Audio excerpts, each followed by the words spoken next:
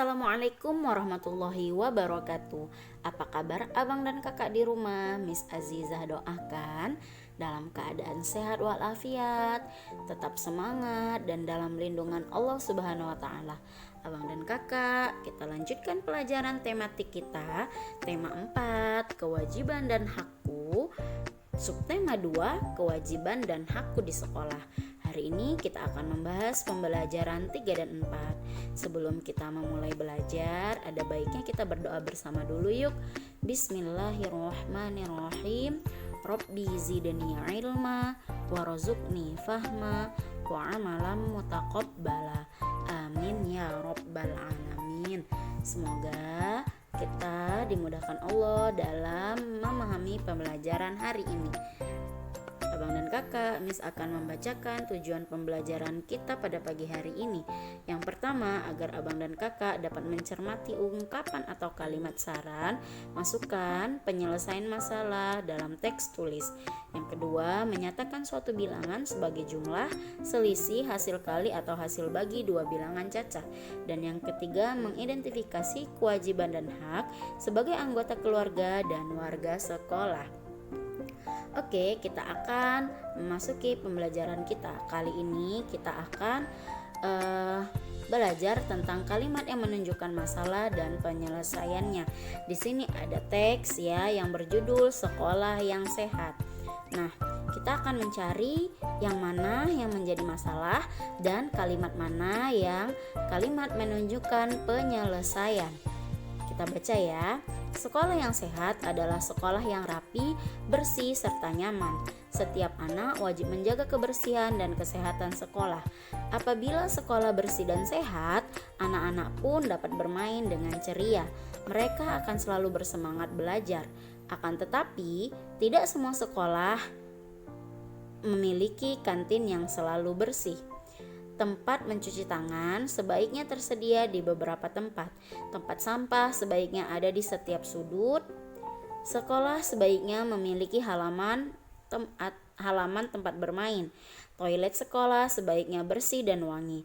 Sekolah sebaiknya bersih dari jentik nyamuk dan asap rokok. Sekolah sebaiknya memiliki program menjaga kesehatan.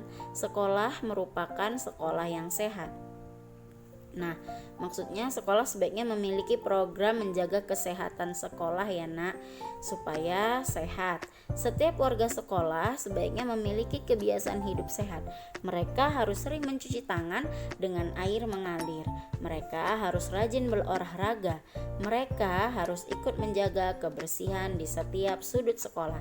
Nah, ini sudah membacakan teks yang berjudul Sekolah yang Sehat. Dari yang Miss bacakan tadi, kita dapat mengetahui bahwasanya mana yang menunjukkan kalimat masalah. Nah, kalimat yang menunjukkan masalah ini adalah yang ini ya nak. Nah, tidak semua ya sekolah memiliki kantin yang bersih. Nah, ini dia. Tidak semua sekolah memiliki kantin yang selalu bersih. Ini adalah kalimat yang menunjukkan masalah. Nah, kalau ada masalah berarti ada cara penyelesaiannya. Biasanya penyelesaian itu kalimatnya mirip seperti saran atau memberikan ini ya nak. Nah, di sini ada kalimat yang sebaiknya ini kan, sebaiknya seperti kata saran kan, sebaiknya kita itu rajin mencuci tangan ya, tersedia tempat cuci tangan di sekolah, dan sekolah harus memiliki halaman tempat bermain, toilet sekolah bersih dan wangi, sekolah sebaiknya bersih, program menjaga kesehatan sekolah merupakan sekolah yang sehat gitu. Nah, itu adalah contoh dari penyelesaian masalah. Nah, ini juga salah satunya nih. Mereka harus sering mencuci tangan dengan air mengalir. Ini juga salah satu kalimat yang menunjukkan penyelesaian. Nah, itu ya abang dan kakak. Jadi, kalimat masalah itu biasanya ditandai dengan suatu masalah ya. Dan kalimat penyelesaian biasanya dia sama seperti kata-katanya hampir mirip, namanya untuk menyelesaikan masalah. Biasanya kata-katanya mirip seperti kata-kata memberikan saran ya, atau ajuan gitu. Nah, oke, abang dan kakak, kita lanjutkan. Nah, sekarang kita akan belajar tentang kewajiban dan hak di lingkungan sekolah. Nah, seperti yang Miss katakan kemarin, bahwasanya hak dan kewajiban itu tidak hanya ada di rumah kamu, tapi hak dan kewajiban ini ada juga di sekolah. Nah, kamu memiliki hak belajar di lingkungan sekolah yang sehat. Nah, bagaimana ya? Apa hak kamu untuk mendapatkan lingkungan sekolah yang sehat? Yang pertama, hak kamu mendapatkan kelas yang rapi dan juga wangi. Itu hak kamu ya nak di sekolah. Yang kedua, kamar mandi yang bersih dan tersedia air yang mengalir serta sabun. Itu juga salah satu hak kamu untuk mendapatkan lingkungan sekolah yang sehat. Dan yang ketiga, halaman sekolah yang bebas dari sampah. Nah, ketiga tadi adalah contoh hak kamu mendapatkan lingkungan sekolah yang sehat. Sementara kalau kamu ingin memiliki lingkungan sekolah yang sehat, kamu juga mempunyai kewajiban. Yang pertama, kamu berkewajiban menjalankan piket kelas. Yang kedua, menjaga kebersihan dengan hidup sehat. Dan yang ketiga, membuang sampah pada tempatnya. Ini menjadi kewajiban kamu ya abang dan kakak, agar sekolah kamu bersih, rapi, serta sekolah kamu menjadi sehat. Oke, abang dan kakak paham ya. Kita akan melanjutkan pelajaran tematik kita, masih tentang pengurangan yang hasilnya sudah diketahui. Nah, cobalah kita menyelesaikan soal-soal berikut. Kali ini kita akan menggunakan bilangan sampai 1000. Nah, di sini yang diketahui hasilnya semuanya 90 ya abang dan kakak. Nah, berarti kita akan menggunakan nilai ya yang sampai 1000. Nah, misalnya kalau 1000 Miss mau misalnya 1500 ya, nomor pertama 1500. Berarti yang dikurangkan 1500 kurang 9, iya kurang 90. Nah, kita kurangkan 0 kurang 0 hasilnya 0 ya kan abang dan kakak. 0 kurang 9 enggak bisa Miss, berarti kita harus pinjam ke 5. Kita pinjam 1 jadi 10. 10 kurang 9 hasilnya 1. Nah, si 5 ini tadi kan sudah dipinjam nih sama yang 0 ini. Berarti nilainya sudah dikurangi. 5 dikurang 1 4. Karena di sini tidak ada yang mau dikurangi, maka dia akan turun ya abang dan kakak menjadi 4. Ini juga sama. Oh, berarti 1410. Oke, 1500 dikurang 1410. 1500 dikurang 1410. Maka hasilnya iya 90. Oke. Nah, kita coba lagi yang nomor 2 ya. Yang nomor 2 kita masih menggunakan bilangan sampai 1000. Misalnya Miss punya nilai 1924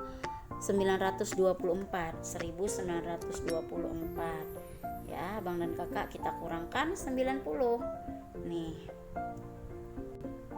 2 kurang 0 iya benar 2, salah Miss ya, 1192.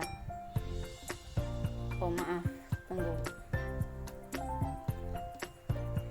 Miss ulangin, Miss salah tulis, maaf abang dan kakak. 1924 tadi Miss bilangnya berapa, salah bilang ya. Nah, dikurang 90 berarti ya kan. Iya. Oke. Nah, kalau gini 4 kurang 0 maka hasilnya akan iya 4 kurang 0 hasilnya ya 4. 2 kurang 9 tidak bisa, kita pinjam ke angka 9. Kita pinjam 1 jadi 12. 12 dikurang 9 hasilnya iya benar 3. Lalu 9 ini menjadi menjadi 8 dan satunya kita turunkan karena tidak ada yang mau dikurangkan. Berarti 1924 dikurang 1834, maka hasilnya hasilnya 90. Kita tulislah di sini 1924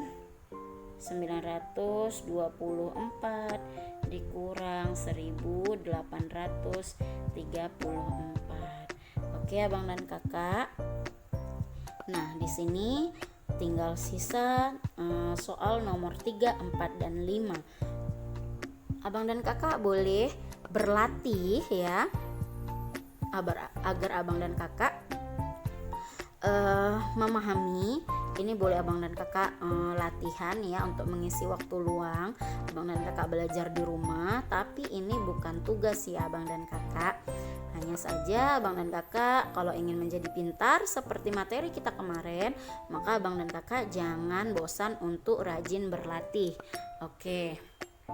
Nah, sekarang kita akan belajar tentang mengisi waktu luang di sekolah. Nah, waktu luang itu waktu kamu beristirahat atau waktu senggang ya Abang dan Kakak.